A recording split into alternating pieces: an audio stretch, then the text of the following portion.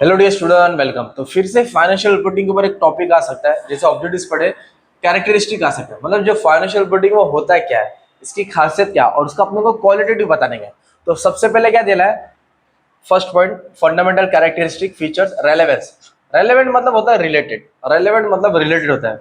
मतलब जो चीज की आप चीज ढूंढ रहे हो वो उसकी चीज रिलेटेड होना चाहिए। जैसे आप जूता ढूंढने गए, वो कपड़ा दिखा रहा है तो बोला भाई वो जूता ले रहा है, कपड़ा क्या दिखा रहा है, क्या रिलेशन है उसका। वैसे ही information is relevant if it influence the decision making. मतलब इंफॉर्मेशन रिलेटेड होना चाहिए। It should have predictive, okay, predictive value. मतलब हाँ भाई, हम फ्यूचर में उसको प्रेडिक्ट कर सकते हैं। कंफर्मेटरी मतलब कंफर्म कर सकते हैं past evaluation. Relevant information help the user to take timely and correct decision. अगर इंफॉर्मेशन रिलेटेड रहेगा, फाइनेंस के रिलेटेड रहेगा, कंपनी का सेल्स, कंपनी का प्रॉफिटेबिलिटी, कंपनी का अडेप्ट, तो हम लोग फ्यूचर के रिलेटेड डिसीजन कंपनी का ले सकते हैं। तो ये दिया फर्स्ट पॉइंट।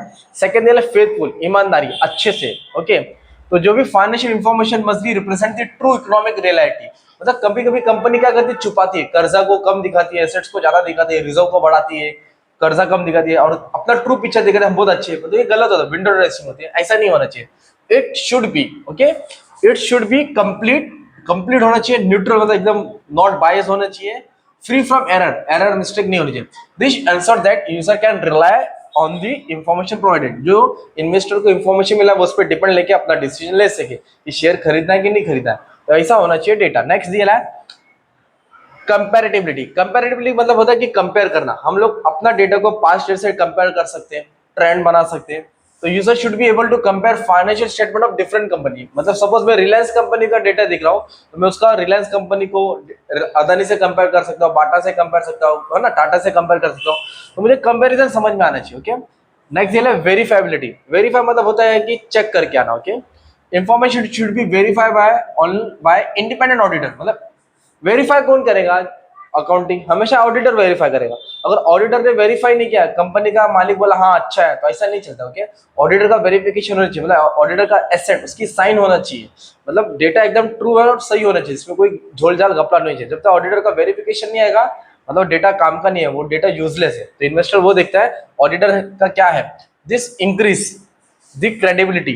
तो अगर ऑडिटर का वेरिफिकेशन आ जाएगा तो उसका report, financial report, accounting standard, statement की बोलते हैं ना वैल्यू बढ़ जाता है, क्रेडिबिलिटी और ट्रस्टवर्थीनेस उसकी बढ़ जाती है। किसी ने हाथ रखा ना भाई, हाँ भाई ये मेरा आदमी है, तो वैसा होता है।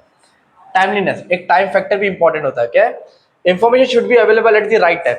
आपको आज इंफॉर्मेशन चाहिए, कल तक चाहिए, और इंफॉर्मेशन एक महीने के बाद मिला तो मतलब नहीं ना, क्योंकि delayed information losses its influence, उसकी खासियत खत्म हो जाएगी ना। अब मैं वीडियो एग्जाम के पहले रिलीज करूंगा तो अच्छा ना, एग्जाम के बाद करूंगा कुछ काम का क्या, नहीं। तो टाइम मैटर करता है, टाइम के पहले, ओके। नेक्स्ट है अंडरस्टैंडेबिलिटी। मतलब जो भी डेटा बना है, जो भी फाइनेंशियल डेटा रिकॉर्ड हुआ है, रिपोर्ट में तैयार हुआ है, वो डेटा रीडेबल होना चाहिए, समझ में आना चाहिए कि क्या दिखा रहा है, कितना परसेंटेज बढ़ा, कितना ग्रो हुआ, क्या चेंजेस आया। तो अंडरस्टैंडेबिलिटी, ओके। जैसे कि comparing two companies profit help the investor choose better of investment. Audit report उसका कॉन्फिडेंस बढ़ाता है। तो ये तुम्हारा क्या हो गया, फीचर्स हो गया, qualitative features of financial reporting. Easy है, एक बार भी रीड कर लेगा तो आराम से आ जाएगा, ओके। बाकी पूरा लेक्चर बना के अपलोड करते हो देख लेना, क्योंकि एग्जाम में थ्योरी आता है तो आपको थ्योरीज भी देखना पड़ेगा, okay. Thank you very much and all the best for exam, love you all.